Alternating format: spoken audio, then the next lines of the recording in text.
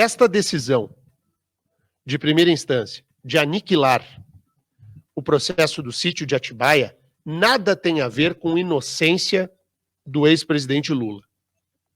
Acontece o seguinte: como o Supremo Tribunal Federal anulou a Operação Lava Jato, as provas que instruiriam esse processo deixaram de fazer parte do processo.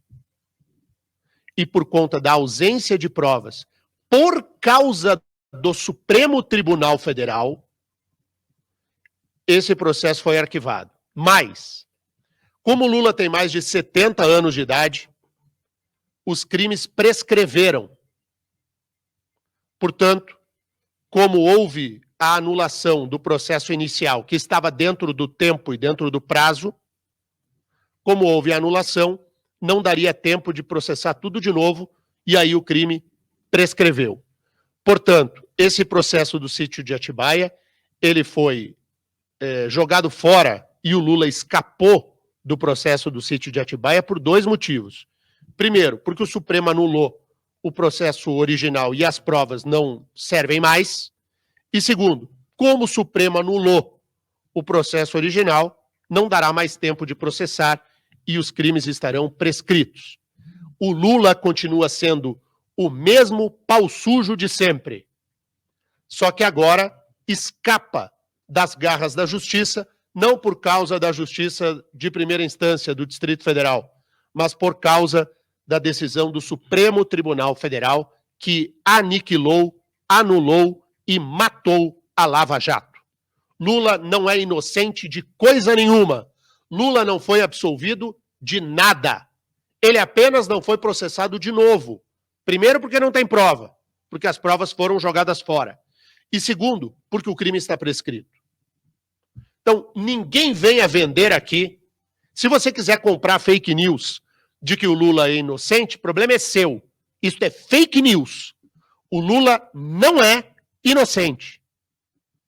Não há inocência. Há o fim da Lava Jato, que prejudicou o uso das provas num novo julgamento, e o segundo, o decurso do tempo pela prescrição. Não há de se falar em inocência, o Lula continua sendo quem ele sempre foi e quem ele é. Um câncer à democracia brasileira, um problema a ser resolvido pela urna agora.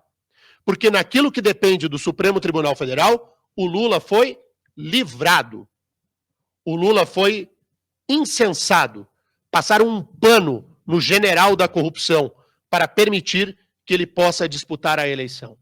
É por essas e outras que a maior parte da população brasileira tem o Supremo Tribunal Federal atravessado na garganta.